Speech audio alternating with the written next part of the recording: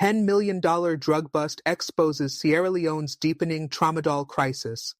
Welcome to the Bold African Voice, BAV, where we uncover the stories shaping Africa's future. I'm Abdul Karim Kargbo, born and raised in Africa. Today, we uncover a shocking transnational drug bust, $10 million worth of Tramadol, hidden in a container of towels, en route from Pakistan to Sierra Leone. But this is more than just a smuggling story. It's a window into a growing crisis, one that's consuming our youth, crippling our institutions, and challenging the conscience of a continent. Stay with us as we follow the trail of pills, power, and the people pushing back. In a significant anti-smuggling operation last week, Pakistani customs authorities at the Karachi port intercepted a massive shipment of tramadol hydrochloride, a potent synthetic opioid destined for Sierra Leone. Disguised as a consignment of towels, the drugs were uncovered through a coordinated intelligence-led operation involving Customs Enforcement Karachi and the Qasim International Container Terminal. A staggering 5.6 million tramadol tablets, valued at approximately 2.8 billion Pakistani rupees, $999 million USD, were seized. This is the second major seizure in just a month, following an earlier interception of 21.8 million tramadol tablets and 7,000 capsules in February, worth an estimated 10 billion Pakistani rupees. Source: Pakistan Customs, March 2025. These repeated busts underscore the growing sophistication of international drug networks and highlight Sierra Leone as a targeted recipient or transit hub for illicit pharmaceuticals. The scale of the seizure and the routes employed bring into sharp focus the broader geopolitical, economic, and security implications for West Africa and the continent. Understanding the drug. Why tramadol? Tramadol is a synthetic opioid prescribed for moderate to severe pain. However, its addictive properties, especially in high doses, have made it a drug of choice for illicit consumption across large swaths of Africa and the Middle East. In many African countries, tramadol is either poorly regulated or available over the counter, creating a perfect storm for abuse, addiction, and black market profiteering. According to the United Nations Office on Drugs and Crime, UNODC, non-medical use of tramadol has become particularly rampant in West Africa, with countries like Nigeria, Ghana, and Sierra Leone among the most affected. In Sierra Leone, anecdotal evidence and local health reports have shown a rise in tramadol abuse, especially among youth and commercial motorbike riders seeking energy boosts and euphoric effects. Why Sierra Leone? Strategic weaknesses and vulnerabilities. Sierra Leone's involvement as a destination in this illicit shipment raises pressing questions. While the country may not have the financial allure of larger West African economies, like Nigeria or Ghana, it remains vulnerable due to weak port surveillance, limited drug enforcement capacity, and pervasive corruption within customs and law enforcement agencies. Moreover, Sierra Leone's geostrategic location along the Atlantic coast, coupled with under-regulated pharmaceutical importation, makes it an ideal route or storage hub for traffickers targeting regional markets. The Economic Community of West African States, ECOWAS, has repeatedly flagged this growing vulnerability, but with limited coordinated action to fortify enforcement at national borders and ports. Africa-wide comparison, a shared continental burden. This incident must be viewed within the wider African context, where pharmaceutical trafficking has exploded into a transcontinental issue. Consider the following regional parallels. Nigeria, perhaps the most affected, with regular seizures of tramadol in Lagos, Kano, and Onitsha. The National Drug Law Enforcement Agency, NDLEA, confiscated over 300 million pills between 2022 and 2024, NDLEA Annual Report 2024. Ghana faces rising abuse rates, especially in northern regions. In 2023, Ghana's FDA banned multiple brands of tramadol after uncovering a smuggling syndicate operating via the Burkina Faso border. Libya and Egypt serve as key transit hubs, with large shipments moving toward Europe via the Mediterranean. Sahel region. Armed groups have begun funding operations through the illicit tramadol trade, much like how cocaine and arms trade have financed conflict in the region.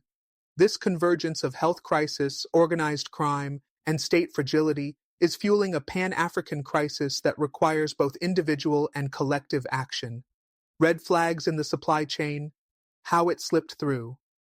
The Pakistani authorities revealed that the consignment, falsely declared as towels, was cleared through the green channel of the risk management system, an expedited process that skips intensive screening.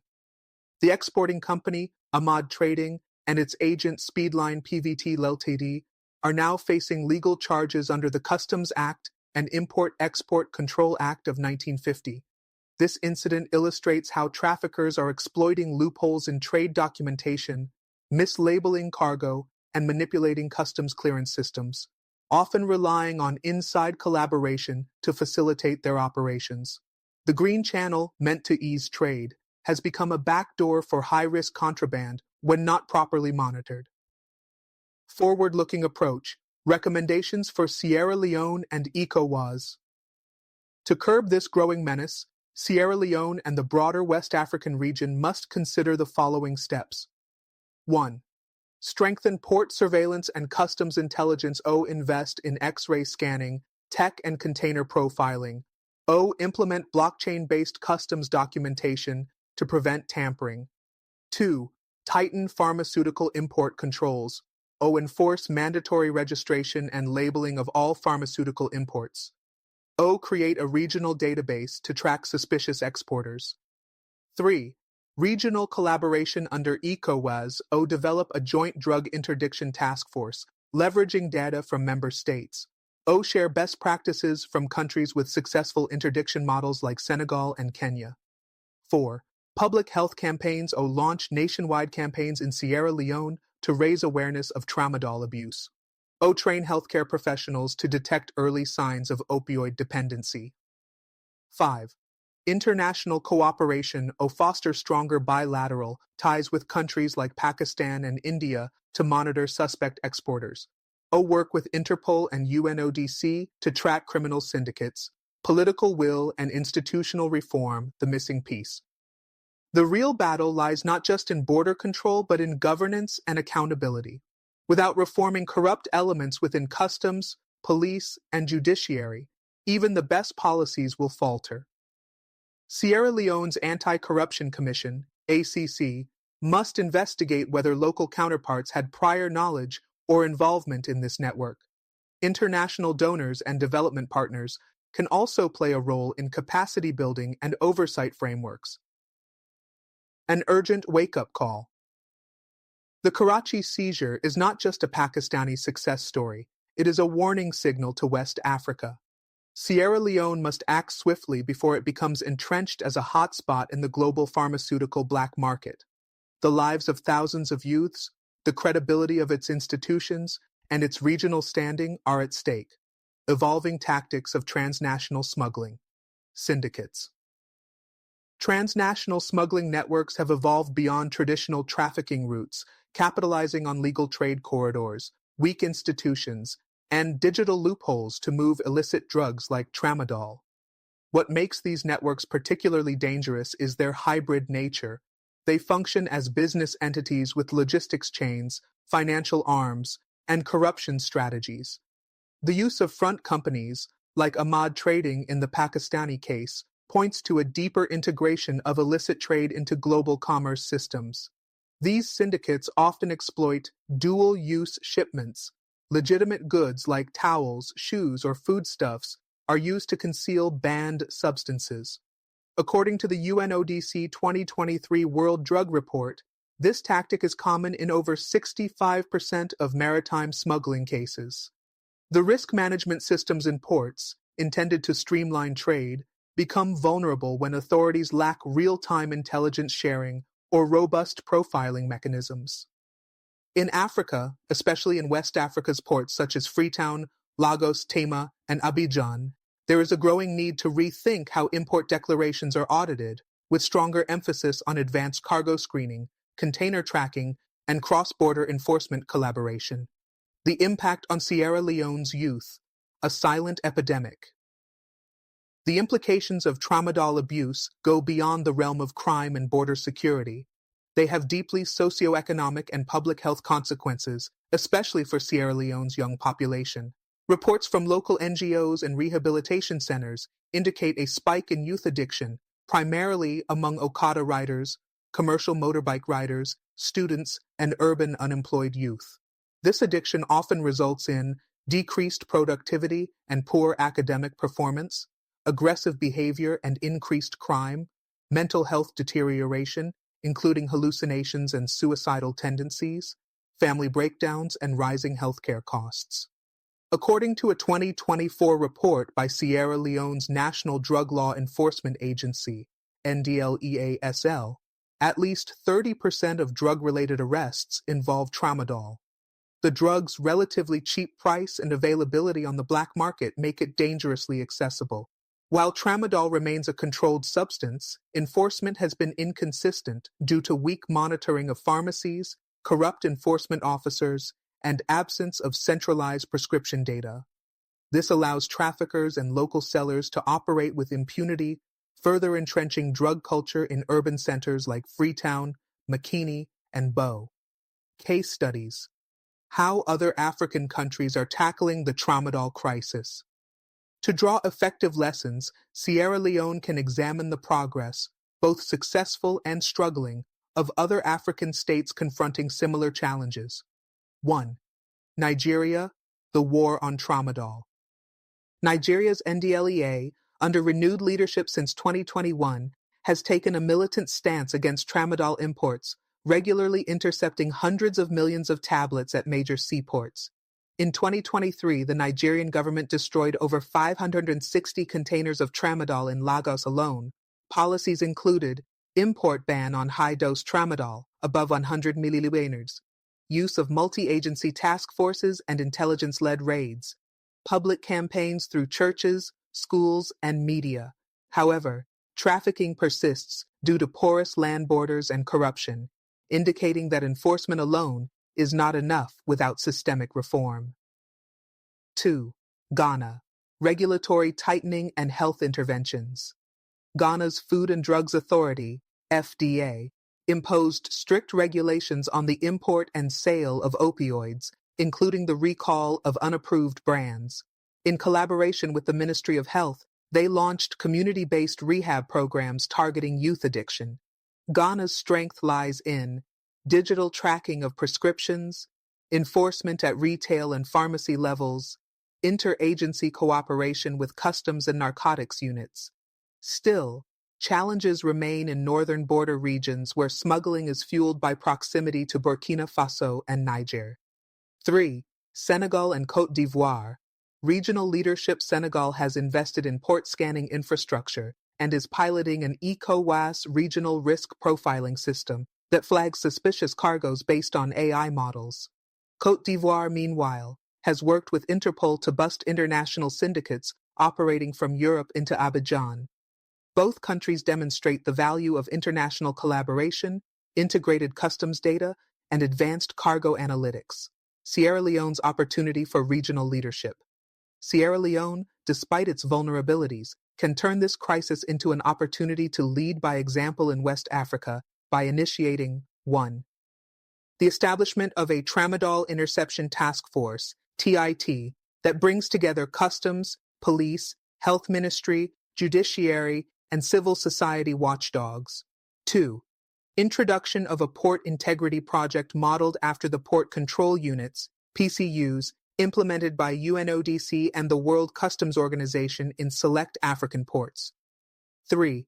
Community-based rehabilitation centers supported by donor agencies and religious institutions, offering free addiction treatment and counseling. 4. Drafting of a Regional Memorandum of Understanding, MOU, under ECOWAS 2, harmonize regulations, share port security data, coordinate joint operations across borders. Technology as a game changer. Digitalizing the fight. Digital technology offers Sierra Leone the possibility to bypass some of its institutional weaknesses. Solutions could include e-certification systems for pharmaceutical imports to ensure verification at both ends of the trade. Blockchain-backed customs declarations, which can't be easily altered once entered. Use of AI-driven risk assessment tools that flag red flag cargo profiles based on patterns such as country of origin, product type, and previous violations. However, implementing such systems requires political will, capacity building, and international partnerships, especially from countries like India, China, and the UAE, which are often the origin or transit points for smuggled pharmaceuticals. Looking ahead, from reaction to prevention. As Sierra Leone faces a crossroads between passive vulnerability and proactive resilience, the Karachi seizure should serve as a call to arms. Addressing drug trafficking must shift from a reactive security approach to a comprehensive national response grounded in law, health, community engagement, regional diplomacy, and technology. Official silence or strategic delay. Sierra Leone's response under the microscope. In the wake of the Karachi seizure, the glaring silence from Sierra Leonean authorities, particularly the National Revenue Authority, NRA, Customs and Excise Department, and the Office of National Security, ONS, raises troubling questions. Despite international media reports and official confirmation from the Collectorate of Customs Enforcement Karachi, there has been no public statement, press release, or government-led investigation announced in Sierra Leone as of March 23, 2025. This silence could stem from several troubling possibilities.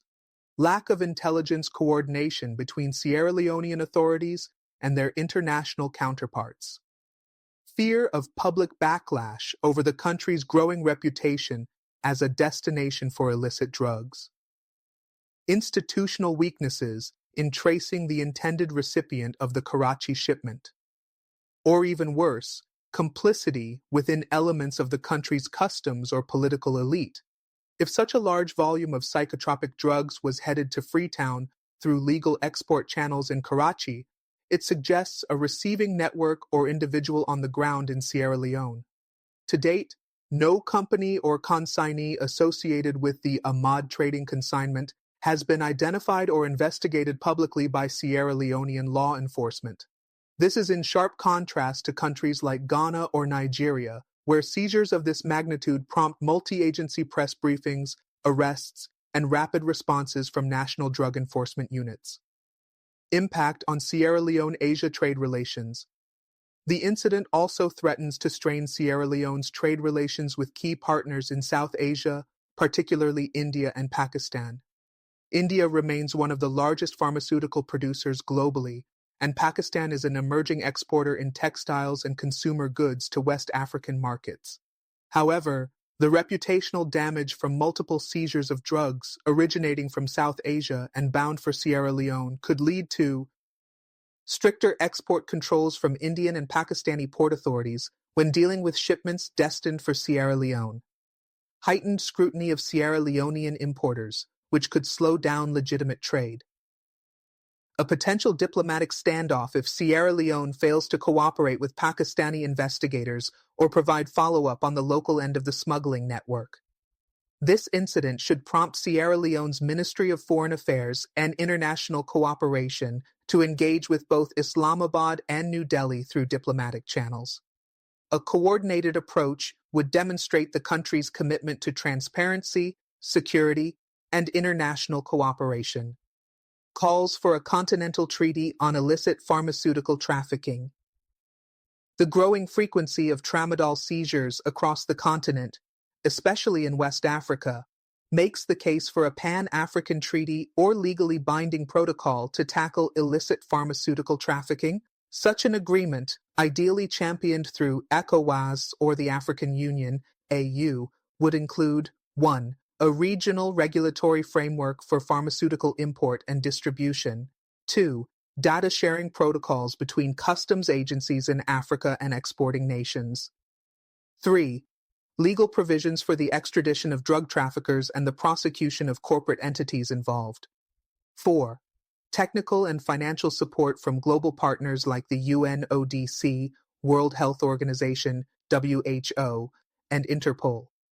In 2022, the AU Commission on Public Health and Drug Control began consultations on establishing an African pharmaceutical crime database, but progress has stalled due to funding gaps and limited political momentum.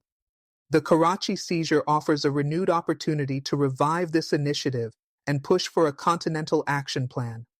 Community perspective, the street-level consequences. While high-level policy discussions are essential, the effects of tramadol trafficking are most deeply felt in the streets of Freetown, Bo, and Kenema. Community leaders and health workers are sounding the alarm over the surging use of opioids among youth, with devastating consequences. Fatmata Conte, a nurse at a community clinic in eastern Freetown, describes the crisis as a slow-moving disaster. We are treating 14 to 25-year-olds daily who come in with withdrawal symptoms, aggression, or mental breakdowns. They don't even know the danger. They call it energy drug or extra power, but it's destroying their brains, their future. Alhaji Kamara, a local imam in Kenema, echoes the concern. We bury young men who overdose. We pray for them, but prayer alone is not enough. The government must act, or we will lose this generation. The grassroots plea is clear. Local communities are overwhelmed. And without national leadership, the social fabric of the country may begin to fray under the weight of addiction, crime, and disillusionment. The cost of inaction, a generation on the brink. If Sierra Leone fails to take swift and decisive action, the long-term consequences will be profound. Beyond the public health crisis the country faces, increased crime rates, especially petty theft, gang activity, and street violence. Erosion of trust in public institutions, particularly the justice system and law enforcement. Economic losses as workforce productivity declines due to addiction and related health issues. Regional isolation as neighbors implement stricter controls on Sierra Leonean cargo or travelers. A potential rise in international travel restrictions, with Sierra Leone being flagged in global narcotics intelligence databases. The cost of inaction is therefore not just national, it is regional, economic, diplomatic, and generational. The way forward, what must happen now? To respond meaningfully to this crisis, the government of Sierra Leone must immediately 1. Issue a formal statement acknowledging the Karachi seizure and pledging cooperation with Pakistani authorities. 2. Launch an urgent investigation to identify the intended consignees of the 5.6 million tramadol tablets. 3. Freeze the licenses of all pharmaceutical importers under review, pending recertification. 4. Empower the NDLEASL with a special presidential task force and funding to expand its operations. 5. Engage civil society, religious leaders, and traditional authorities in a national anti-drug campaign. The country must also fast-track legislation that classifies high-dosage tramadol as a Schedule I substance banned for non-medical use, mandates port surveillance upgrades with international support, and provides funding for community-level rehab programs in high-risk districts, mapping the smuggling corridors, the hidden highways of illicit pharmaceuticals from Asia to Africa.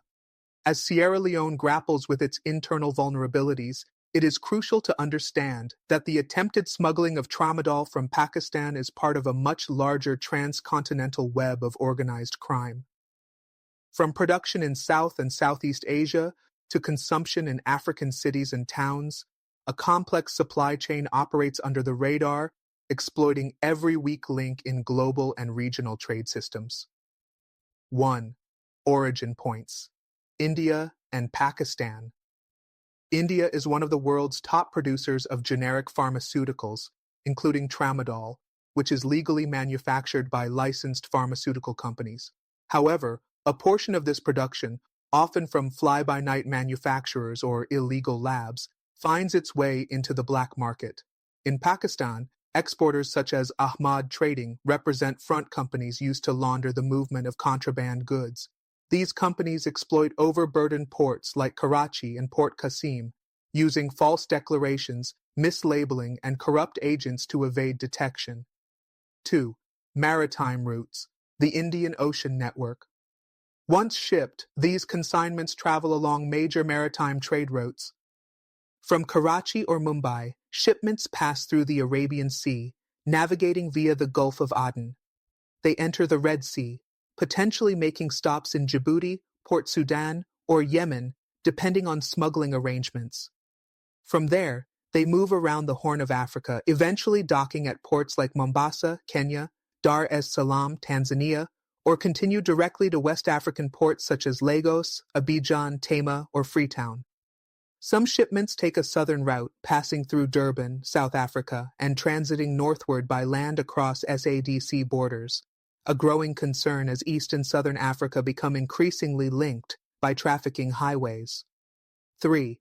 Entry points in West Africa, weak customs, big risk. Upon arrival in West Africa, the shipments are processed through fragile or compromised customs systems, like those flagged at Freetown Port, Sierra Leone, minimal port surveillance, limited container scanners, and slow data sharing with regional partners. Apapa Port, Nigeria, despite improvements, continues to face major challenges with corruption and port congestion. Conakry Port, Guinea, and Banjul Port, the Gambia, known for porous cargo inspection processes, making them attractive alternatives when other ports tighten controls. From these points, goods are smuggled inland via unmonitored trucks, motorbikes, or even river transport, reaching both urban black markets and remote rural areas. According to Interpol, the involvement of criminal syndicates operating along the Trans-West African Highway plays a central role in redistributing pharmaceutical contraband across ECOWAS states. The role of fake and complicit pharmaceutical companies in Africa. The story doesn't end at the ports. One of the most insidious elements of this transnational web is the emergence of fake pharmaceutical companies, which operate locally in Africa as importers or distributors. Many are legally registered with forged documents, but function as shell companies that receive, store, and distribute illicit drugs. In Sierra Leone, public records show a surge in the registration of import-export businesses, especially in the pharmaceutical and general goods categories. The problem lies in the lack of enforcement of licensing standards by the Pharmacy Board of Sierra Leone, allowing unscrupulous actors to exploit. Weak verification systems, where drug importers are rarely audited. Gaps in import tracking, where a shipment can be cleared without verifying its actual end use. Loopholes in prescription regulation, where controlled substances can be sold in bulk to street vendors or unregistered pharmacies. Some of these companies receive backing from politically connected individuals, making regulatory actions difficult or impossible. In a few cases, medical supplies meant for donor-funded public health programs are diverted into the black market. A 2023 audit by Sierra Leone's Ministry of Health and Sanitation found that over 38% of licensed pharmacies were stocking unapproved drugs, including unregistered Tramadol products, evidence of a systemic breakdown in pharmaceutical governance, implications for public trust and national stability. The proliferation of fake pharmaceutical companies and smuggling rings undermines more than public health. It chips away at the credibility of national institutions, creating a dangerous perception that Sierra Leone is a safe haven for smugglers, a dumping ground for rejected or counterfeit medicines, and a country where public protection mechanisms are compromised by corruption or apathy. This erosion of trust has political implications as well. Citizens who lose faith in government enforcement may turn to vigilantism or even criminal networks, further destabilizing the nation. In fragile states, health insecurity is often a precursor to political unrest, especially when it affects youth, employment, and family stability. What regional and global partners can do. While national action is critical, the international community must also take decisive steps to support countries like Sierra Leone in countering the illicit drug trade. 1. Technical assistance and equipment. Provide mobile scanners, drug detection dogs, and forensic labs at West African ports. assist in developing centralized pharmaceutical import tracking systems. 2. Training for customs and law enforcement. Organize cross-border training programs for customs officers, focusing on risk profiling, document fraud, and container inspection. 3. Sanctioning offending exporters. Pressure governments in India and Pakistan to blacklist and investigate companies like Ahmad Trading, ensuring supply chain integrity from the point of origin. 4. Civil society support. Fund community-based drug prevention and rehabilitation projects, particularly in high-risk urban areas. 5. Data sharing platforms. Establish real-time regional databases for flagged exporters, importers, and seizures, maintained by ECOWAS or the AU. The digital battlefield. How Africa's youth are being targeted by the Tramadol subculture. As traditional law enforcement and border control efforts struggle to contain the flow of illicit pharmaceuticals, a new front has emerged in the war on drugs, the digital battlefield. In Sierra Leone and across West Africa, youth are increasingly being targeted and manipulated online by networks that glorify drug use, particularly Tramadol, through music, social media trends, and encrypted messaging apps. 1. Music as a medium of influence. In recent years, a wave of Afrobeat and street pop songs has glamorized drug use, with lyrics referencing Tramadol, extra power, or caps. These songs often depict drug consumption as a sign of masculinity, bravery, and street credibility. Youths, especially those from poor and marginalized backgrounds, internalize these messages as part of an emerging hustle culture where quick thrills and rebellion against the system are celebrated. Artists and influencers, some knowingly, others inadvertently, have contributed to the normalization of Tramadol abuse. In Sierra Leone, Nigeria, and Ghana, music videos and social media clips frequently show performers or their entourages using or referencing pills, giving the drug a trendy, rebellious image. 2. The role of social media platforms. Platforms like TikTok, Facebook, WhatsApp, and Telegram are increasingly being used to promote Tramadol use through memes, skits, and peer-to-peer challenges, sell and distribute the drug via encrypted groups or anonymous handles, share DIY instructions for combining Tramadol with alcohol or other substances to enhance its effects, a practice that significantly increases the risk of overdose. Investigations by regional cybercrime units have found that certain Telegram channels with thousands of followers were used to coordinate bulk orders of Tramadol across Sierra Leone, the Gambia, and Liberia, using crypto wallets and mobile money platforms to conceal transactions. Despite content moderation policies, enforcement by social media platforms has been largely ineffective, particularly when content is produced in local dialects or coded street language. Weaponizing ignorance. How misinformation fuels the addiction. Beyond promotion, misinformation is a key weapon used by traffickers and street dealers. Among many Sierra Leonean youth, there is a dangerous belief that Tramadol enhances sexual performance, stamina, and alertness, a myth that has taken root due to poor health education and lack of access to credible information. In reality, Tramadol abuse leads to long-term sexual dysfunction, psychosis, hallucinations, and impaired judgment, physical dependence and withdrawal symptoms worse than heroin in some cases. Yet these facts remain largely unknown in rural communities and urban slums where internet access is used more for entertainment than for education.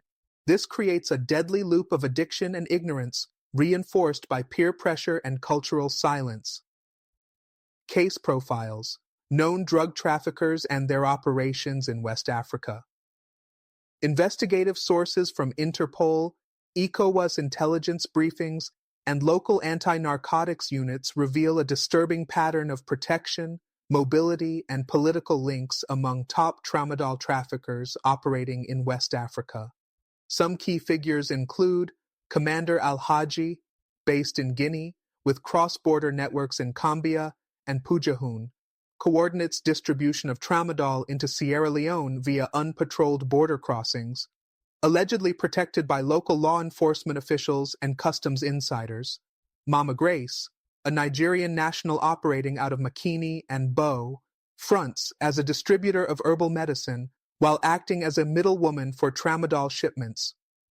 Operates a warehouse where unlicensed pharmaceuticals are repackaged with forged Sierra Leonean regulatory labels. Black Echo, Sierra Leonean with links to Pakistan and Lebanon, believed to be the primary recipient of several Tramadol consignments smuggled through Karachi and Dubai. Owns multiple shell companies registered under different names, often rotated to avoid detection. Despite repeated mentions in intelligence reports, these individuals have remained largely untouched by law enforcement, often due to a mix of insufficient evidence, corruption, and fear of reprisal. The judicial bottleneck. Why prosecution rarely follows arrest. Even when seizures are made and arrests follow, prosecution and conviction remain rare in Sierra Leone. A review of drug-related cases between 2021 and 2024 reveals that over 65% of drug trafficking suspects are released on bail and never return for trial. Less than 10% of cases result in conviction, with most being dismissed for lack of evidence. Cases are often mishandled by police or lost within the court's bureaucratic backlog. Judges facing underfunded courts and limited forensic capabilities are often unable to process complex transnational trafficking cases that require financial auditing, digital surveillance, and cross-border testimony. Moreover, laws governing psychotropic substances in Sierra Leone are outdated, failing to match the sophistication of modern criminal networks. There is an urgent need to update the National Pharmacy and Drugs Act to reflect international best practices, establish a special court or fast-track process for narcotics cases, invest in forensic training and evidence preservation for the judiciary. The economic cost of drug trafficking in Sierra Leone, an invisible drain beyond the visible health and social devastation caused by the Tramadol epidemic, Sierra Leone is also suffering a silent economic crisis driven by the unchecked flow of illicit pharmaceuticals. Drug trafficking is no longer just a criminal justice issue, it is an economic threat, eroding the foundations of national development, investor confidence, and public service delivery. 1. Loss of investor confidence. Foreign investors and international donors closely monitor corruption indexes, drug trafficking patterns, and judicial performance as part of their risk assessment metrics. A country increasingly associated with weak border controls, corrupt customs, and a rising drug culture is far less likely to attract foreign direct investment. The World Bank's 2024 Ease of Doing Business update flagged Sierra Leone's port infrastructure and customs transparency as high risk, citing the country's failure to monitor pharmaceutical imports effectively. In turn, this leads to slower investor inflows in logistics, transport, and manufacturing, higher insurance premiums on goods entering Sierra Leone, increased reliance on donor assistance, further weakening fiscal sovereignty. 2. The healthcare burden. As tramadol abuse rises, the public health system is overwhelmed by a new category of patients, young, addicted, and often resistant to standard rehabilitation techniques. This places an enormous strain on emergency services due to overdose incidents and drug-induced psychosis, mental health institutions, which are severely under-resourced in Sierra Leone, public hospitals that now allocate critical resources to treat preventable addiction-related illnesses. In 2024 alone, the Ministry of Health spent an estimated NLE 85 million, approximately USD 4 million, on opioid-related emergency care and rehabilitation services, an expenditure that could have been invested in maternal health, sanitation, or rural clinics. 3. National productivity and the labor force. With large segments of the youth population, particularly in urban centers, hooked on tramadol and related substances, Sierra Leone faces a growing deficit in skilled, sober, and reliable labor. Employers in sectors like construction, transportation, and agriculture report increased incidents of workplace accidents, reduced concentration and output, tardiness and absenteeism due to substance use, The economic ripple effect includes lower productivity, reduced GDP output, and a longer-term threat to national development goals, such as the Midterm National Development Plan 2020-2025, which depends heavily on a youth-driven workforce. Foreign nationals and exploited immigration loopholes. A critical but under-discussed dimension of the drug trafficking crisis is the exploitation of immigration gaps by foreign nationals who embed themselves in Sierra Leone's informal economy and transshipment networks.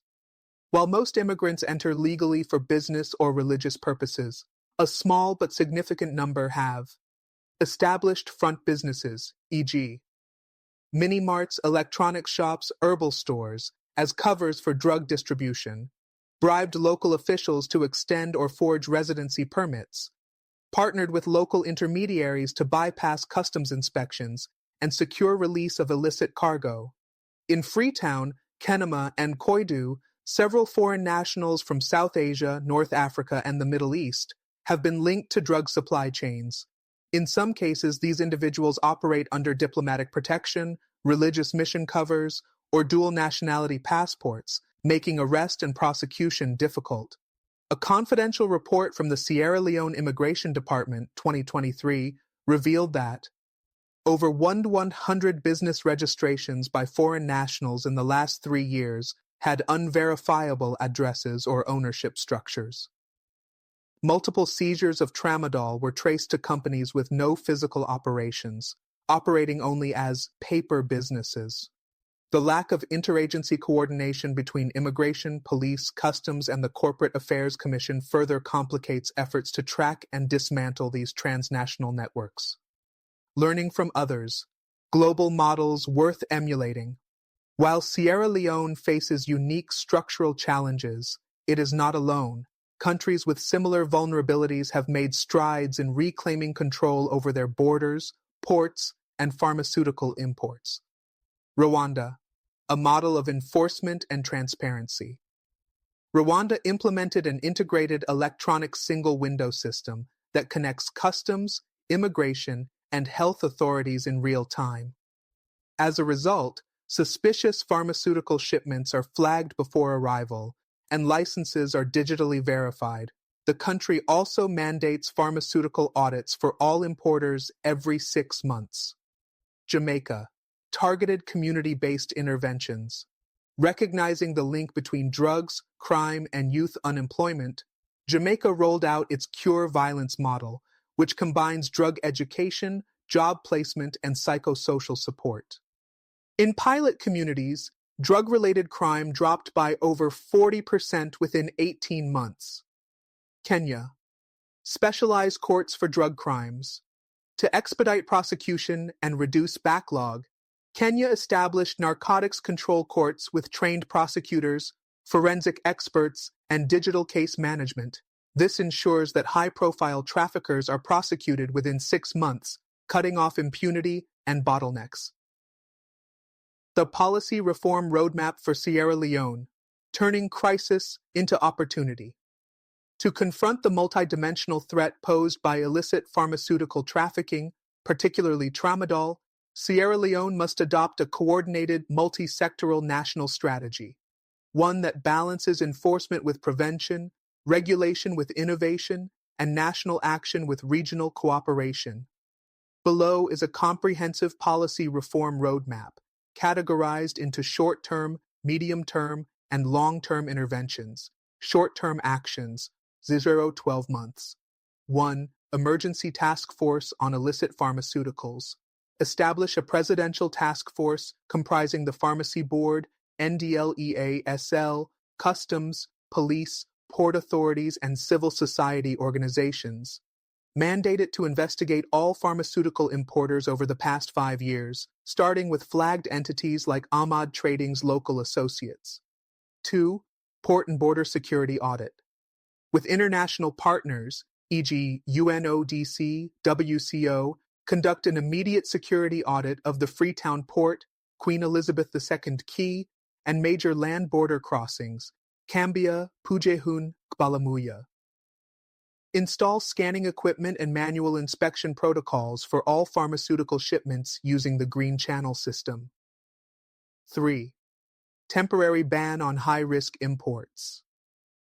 Enforce a temporary moratorium on the importation of high-dose tramadol and other psychotropic substances until all pharmaceutical importers are recertified. Update the essential medicines list to remove or limit non-critical opioids. 4. Digital watch list and red flag database.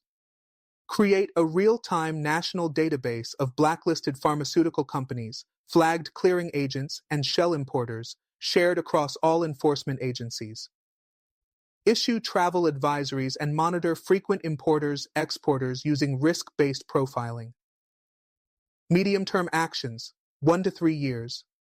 1. Legislative reforms.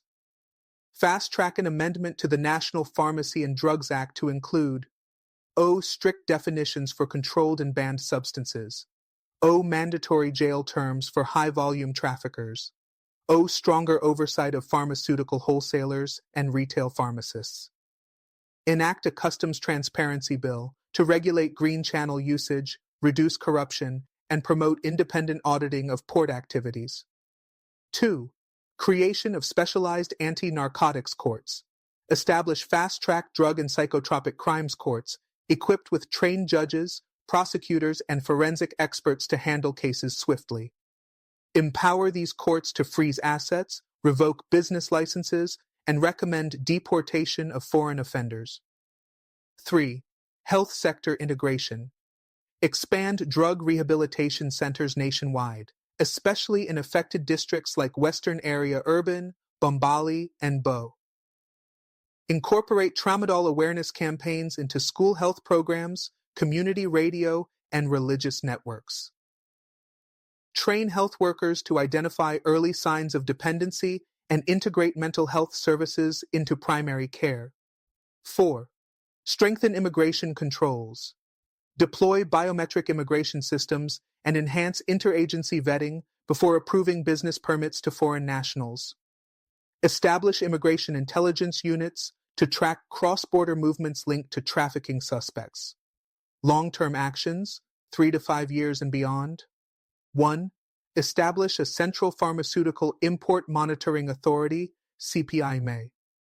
Set up an autonomous regulatory agency responsible for the licensing, monitoring, and tracking of all pharmaceutical imports, integrated with customs and the Ministry of Health.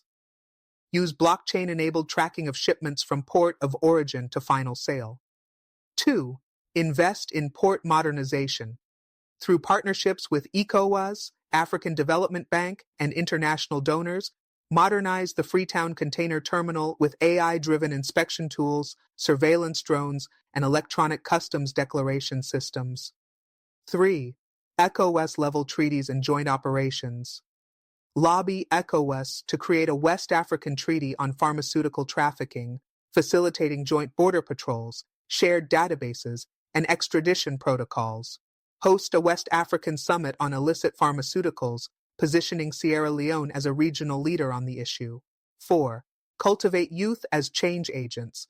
Launch a national youth anti-drug corps, offering training, mentorship, and financial incentives to young people who engage in drug awareness, peer-to-peer education, and intelligence sharing.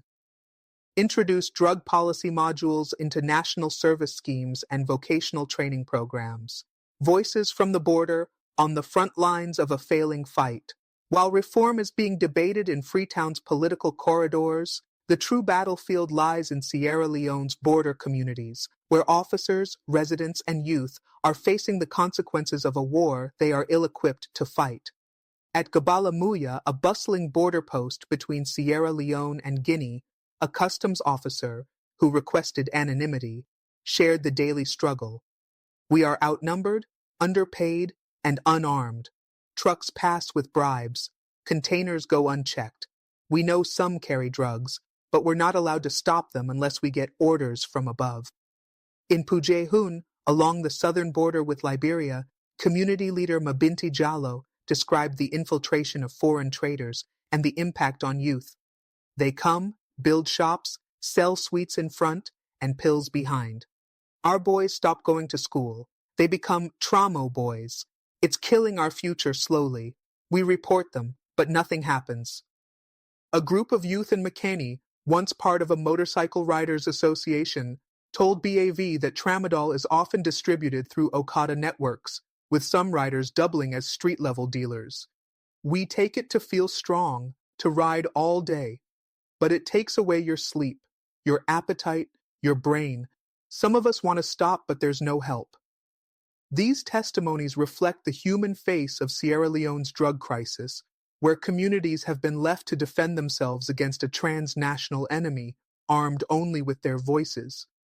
Regional law enforcement collaboration in West Africa, patchwork progress or missed opportunity, the Tramadol crisis and broader illicit pharmaceutical trafficking plague not just Sierra Leone but the entire West African region. However, efforts to confront the challenge through regional law enforcement collaboration have produced mixed results, some promising initiatives, many disappointing inconsistencies, and a growing call for more structured, accountable, and united action. What has worked? Models of regional collaboration. 1. West African Police Information System, WAPIS, launched by Interpol in collaboration with ECOWAS and funded by the European Union. WAPIS is a regional database that facilitates criminal data sharing across law enforcement agencies in West Africa.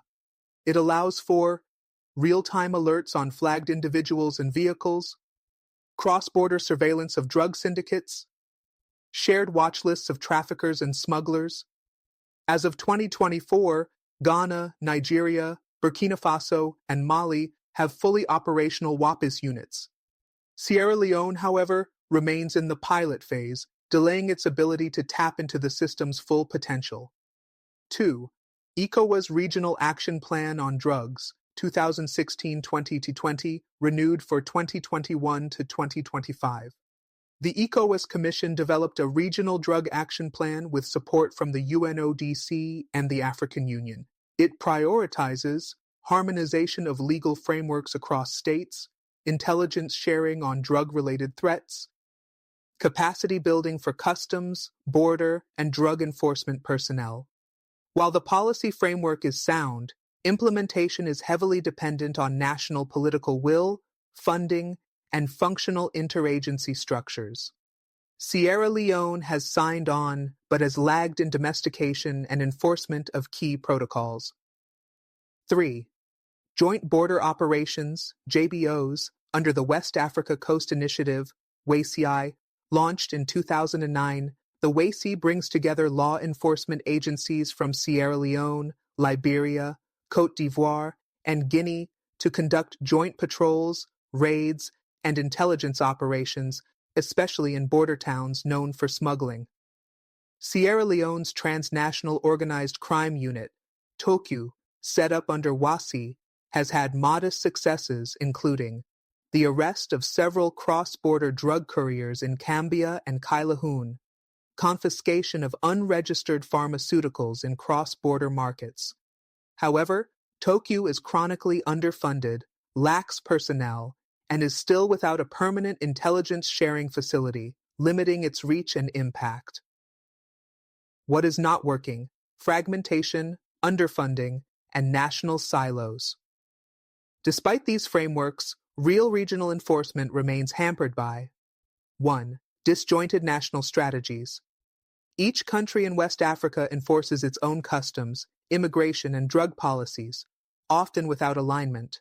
For example, Tramadol may be banned in Ghana but still available in pharmacies in Sierra Leone.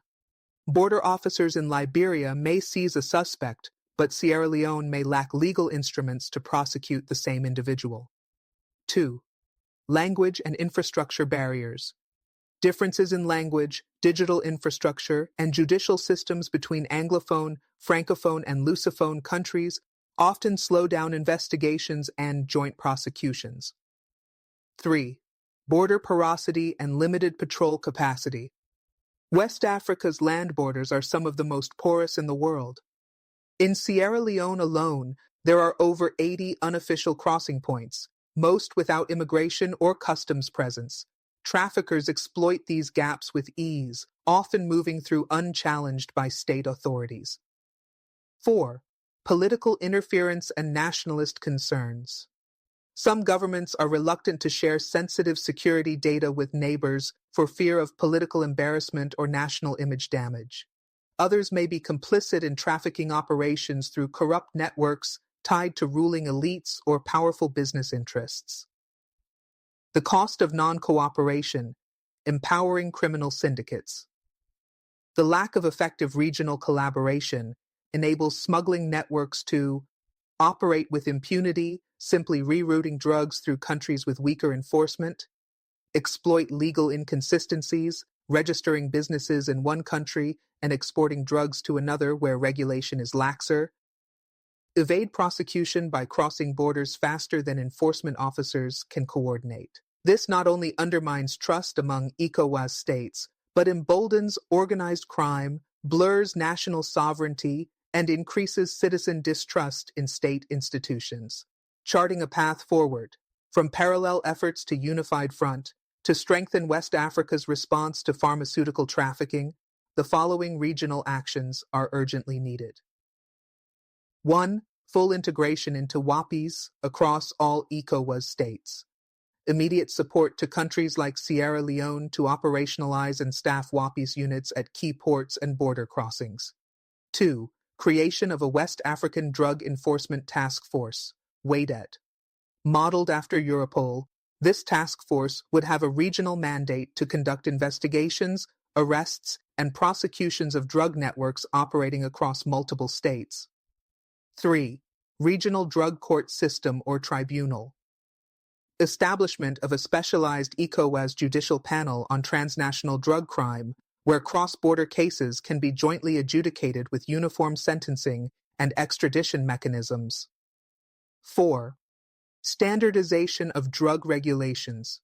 Harmonize the list of banned psychotropic substances across ECOWAS. Enforce region-wide licensing standards for pharmaceutical importers and manufacturers. 5. Biannual joint border patrols. Fund and operationalize joint customs, police, and immigration patrols in border towns known for smuggling, including Gambia, Sierra Leone, Ghana, Liberia, and Pogo, Côte d'Ivoire. Corruption and complicity, the hidden enablers of Sierra Leone's drug economy. No strategy to dismantle the illicit tramadol trade can succeed without confronting a core enabler of the crisis, corruption. In Sierra Leone, from the ports of Freetown to the border crossings in Gambia and the corridors of law enforcement, there is mounting evidence that drug trafficking is not just tolerated, it is facilitated by compromised state actors. Through a series of confidential interviews, leaked internal memos, and whistleblower testimonies, the Bold African Voice, BAV, has uncovered disturbing patterns of collusion between customs officials, police officers, clearing agents, and politically connected business people. Whistleblower testimonies. Behind the Green Channel Curtain. A mid-level customs officer at Queen Elizabeth II Quay, speaking under anonymity, described how the Green Channel system, originally designed to fast-track low-risk cargo, has become a golden gateway for smuggling. Containers labeled as household goods or textiles pass with minimal checks. Importers offer lunch money, NL 500, NL 1000. Higher-ups approve the clearance.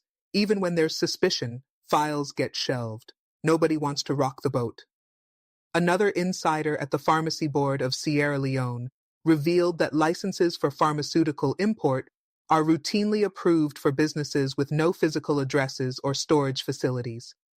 There's a network. Applications are fast-tracked for those with connections. When we raise red flags, we're told, "No big man a company. It belongs to someone powerful. It's above us."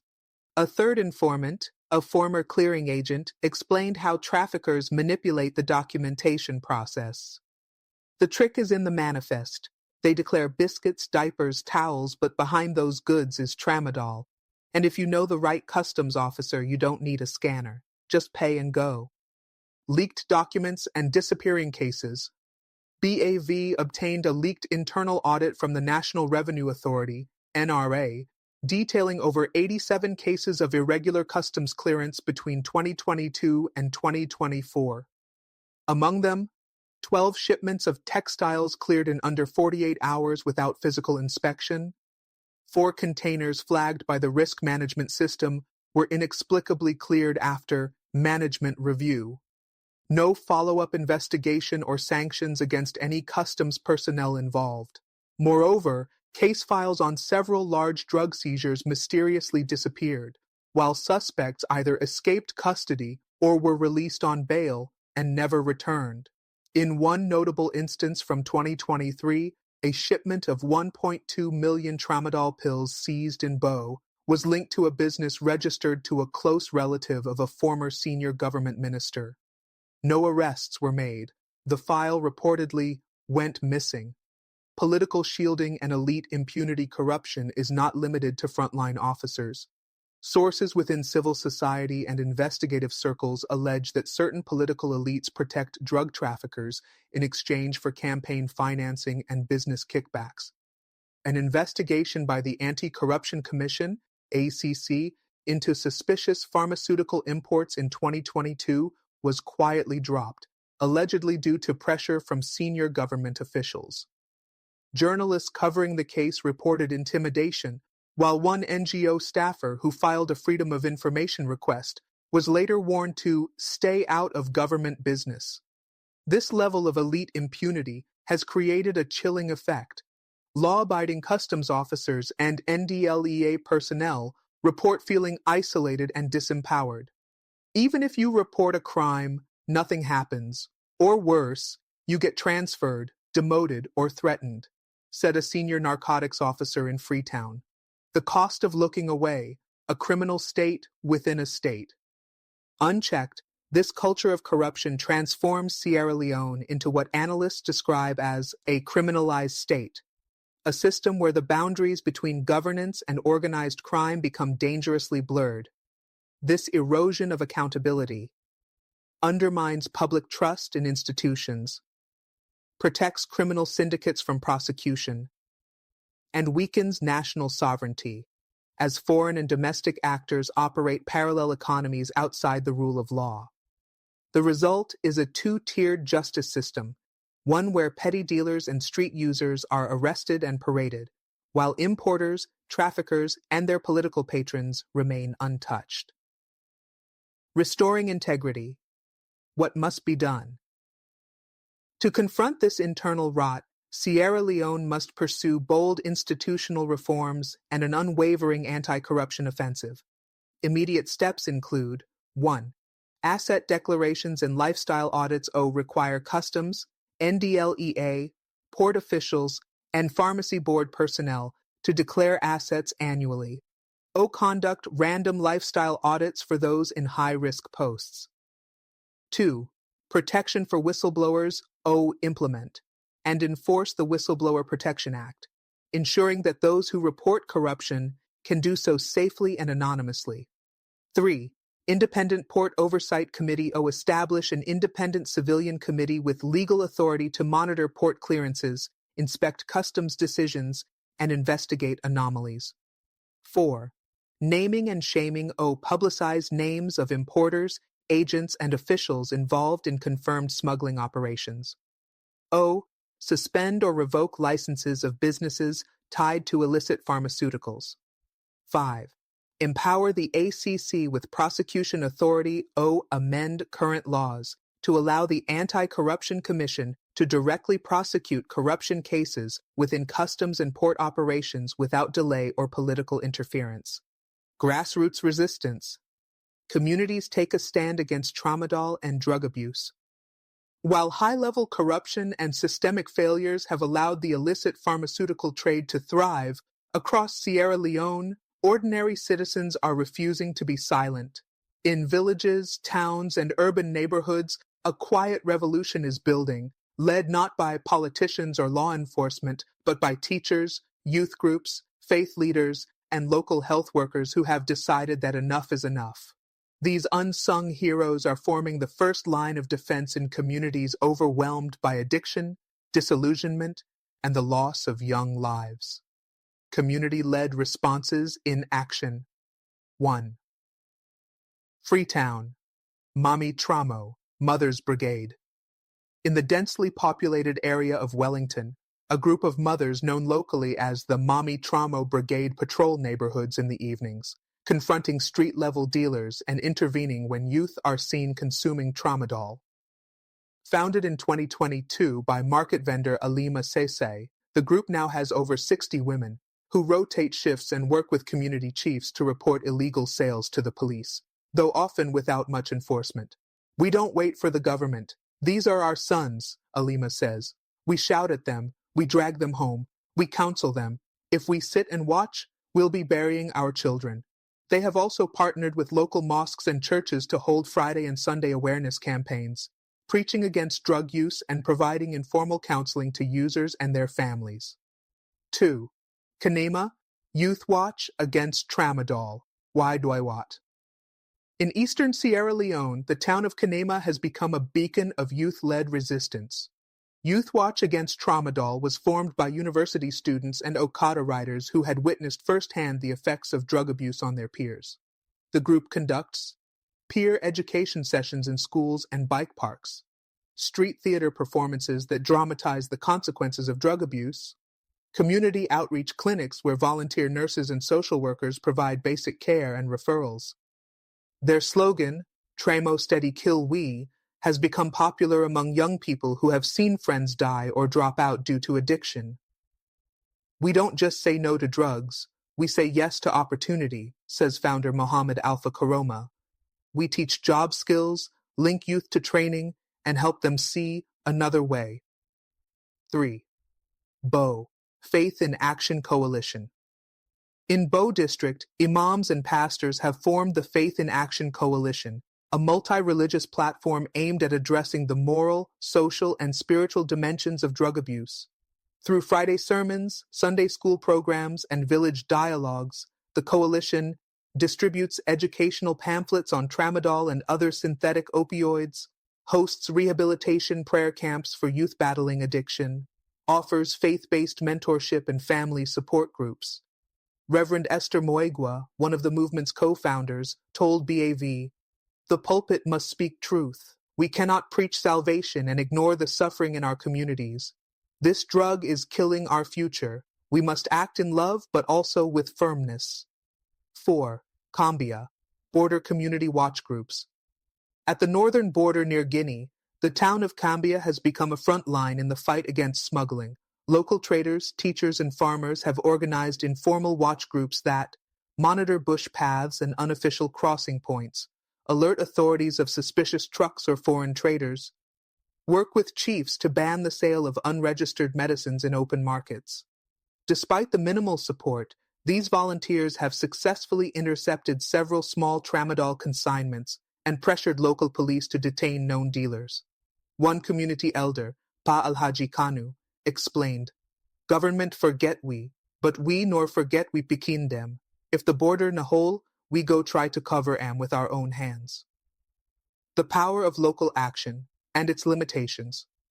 These community-led efforts offer hope and resilience, but they face serious challenges. Lack of funding and logistical support. Most groups operate with zero budget, relying on personal contributions and goodwill. Absence of formal training or rehabilitation infrastructure. Without trained counselors or addiction centers, support often ends with moral encouragement or prayer. Minimal cooperation from authorities. In many cases, community alerts are ignored, or worse, result in retaliation against the whistleblowers. Fear of reprisal from traffickers. Some groups have reported threats, harassment, or sabotage by local dealers with political or police protection. Still, these efforts represent a powerful grassroots awakening, one that, if nurtured, could become the backbone of a national movement against drug trafficking and addiction, towards a national community empowerment framework. To harness and amplify the power of grassroots resistance, the government and its partners must 1. Formally recognize and register community-based anti-drug groups, offering them legitimacy, protection, and access to training. 2. Establish a national fund for community drug prevention, financed by government allocations, international donors, and corporate social responsibility programs. 3. Integrate community efforts into the national drug policy, creating clear channels for intelligence sharing, rapid response, and joint operations. 4. Launch a nationwide awareness campaign, leveraging the voices of local heroes, survivors, religious leaders, and youth advocates. These steps will bridge the gap between top-down policy and bottom-up activism, creating a unified front to tackle the drug epidemic. Children in the shadows, the exploitation of minors in Sierra Leone's tramadol trade. As the illicit pharmaceutical crisis deepens, a disturbing and often overlooked dimension has emerged: the exploitation of children and adolescents in the tramadol trade. In neighborhoods across Sierra Leone, minors are not only falling prey to addiction, but are also being used as couriers, lookouts, retailers, and street-level dealers in a trade that is destroying their future before it even begins. These children, many between the ages of 10 and 16, have become the invisible workforce of the drug economy, lured by promises of quick cash, social status, and escape from poverty. The child drug economy. A closer look. 1. Courier networks in urban areas. In Freetown, Bow, and Makini, children are often used to transport tramadol packets between safe houses, pharmacies, and dealers. They carry small quantities concealed in school bags, under uniforms, or hidden in sachets of water, chips, or biscuits. I started when I was 13, says Abdullah, now 16 in Crew Bay. They gave me NL50 to take a parcel to another junction. I didn't ask what was inside. Later I found out it was caps. I was afraid, but I needed money. Dealers prefer using children because they attract less suspicion from law enforcement, are easier to manipulate, and can be coerced or threatened into silence. 2. School-based distribution chains. Several community educators in Freetown and Kenema have reported incidents of students selling tramadol pills during lunch breaks or after school hours. In some cases, teachers have discovered pills stashed in classrooms or inside textbooks. A school principal in Kalaba Town, who asked not to be named, shared, "We had a JSS2 boy faint in class. He had taken 3 tramadol tablets. His classmates told us he was selling to others. These are kids barely 14. Some schools have responded by banning students from carrying backpacks or selling snacks on campus, but with limited supervision and no national school drug policy, enforcement is weak. 3. Children of addicts, a cycle of exposure. In areas hardest hit by the epidemic, children of addicted parents are exposed to tramadol from infancy. Some are forced to run errands for addicted adults, purchasing pills from corner shops or dealers. Others are drawn into use by peer pressure or the desire to numb hunger, trauma, or abuse. In Pujahun, local health workers told BAV about a 12-year-old girl caught selling tramadol at the marketplace. She said her older brother, a known user, had given her the pills to help the family eat. Legal and social protection gaps. Sierra Leone's Child Rights Act, 2007, criminalizes child labor, trafficking, and exploitation. However, enforcement in relation to drug trade involvement remains unclear in legal definitions, as many children are treated as offenders rather than victims, poorly coordinated, with minimal collaboration between NDLEA, the Ministry of Social Welfare, and Child Protection Services, neglected in national drug policies, which rarely mention children as a vulnerable group. As a result, children caught with drugs are often detained, charged, and stigmatized instead of being rehabilitated or protected. Many falls through the cracks of an overwhelmed justice and welfare system. The human cost, early addiction, lost potential. The damage inflicted on these young lives is catastrophic. Early tramadol use leads to cognitive impairment, memory loss, and reduced academic performance, increased risk of aggression, self-harm, and suicidal behavior, permanent neurological and emotional damage, especially in developing brains. And there is a greater likelihood of transitioning into adult criminal networks. Children who begin as couriers or users often graduate into full-time dealers or addicts, entrenching themselves in cycles of crime and poverty with little chance of recovery. "We are losing them before they get a chance to grow," said Isada Callan, a child protection officer in Bo. "These are not just numbers. These are doctors, teachers, and leaders we are burying in advance." What needs to be done? Protecting Sierra Leone's children. To confront this silent tragedy, Sierra Leone must urgently implement a child-centered approach to drug policy and enforcement. Key actions include: 1. National Youth and Children's Drug Protection Strategy. Develop a dedicated framework within the Ministry of Social Welfare and the Ministry of Basic and Senior Secondary Education, MBSSE, focused on early prevention, identification, and support for at-risk children. 2. School-based drug prevention programs. Integrate age-appropriate drug education into school curricula, led by trained counselors, not just police. Establish school health clubs and peer-led outreach teams to support awareness and resilience. 3. Community reporting and safe spaces.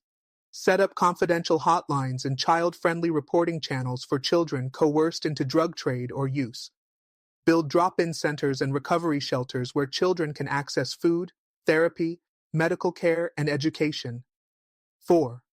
Rehabilitation and legal reform.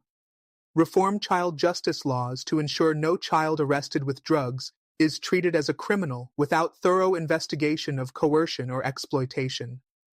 Expand rehabilitation services to specifically cater to adolescents and youth, using psychosocial and vocational reintegration programs. 5. Public awareness campaigns. Launch nationwide media campaigns under slogans like "Protect Our Future, Say No to Tramadol," featuring youth survivors, musicians, sports heroes, and faith leaders speaking directly to children and parents. Voices of Recovery. Tramadol survivors turn pain into purpose. Amid the grief, fear, and chaos of Sierra Leone's Tramadol crisis, a powerful new voice is emerging, that of survivors. These are young men and women who have confronted the darkest corners of addiction, survived, and now dedicate themselves to helping others find a way out.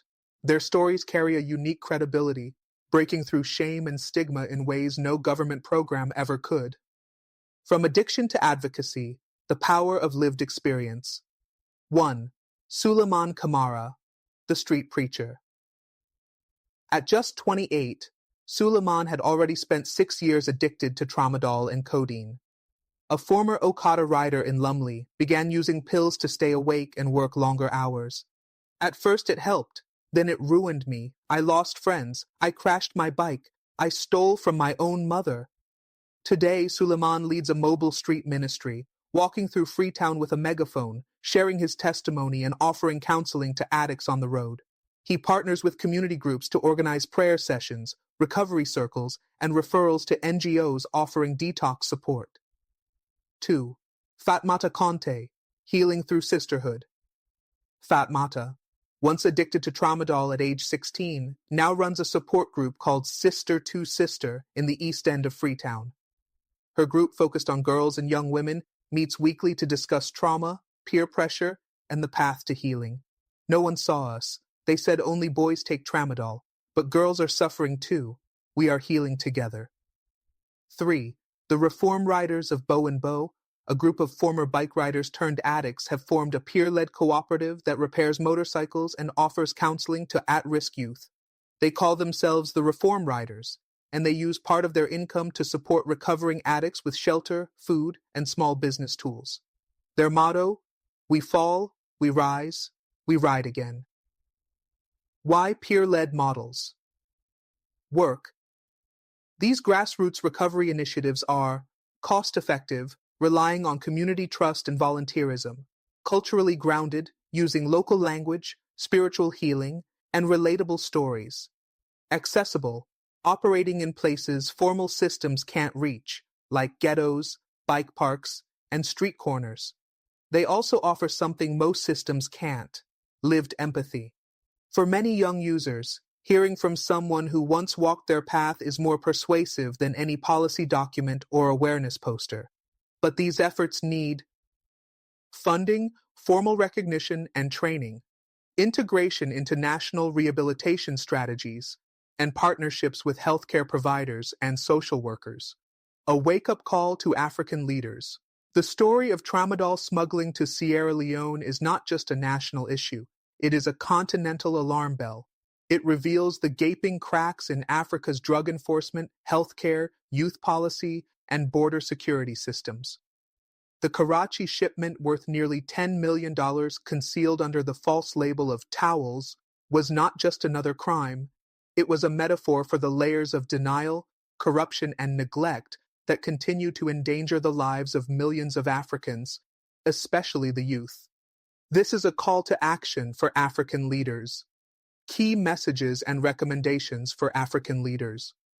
1. Drug trafficking is a security crisis, not just a health issue.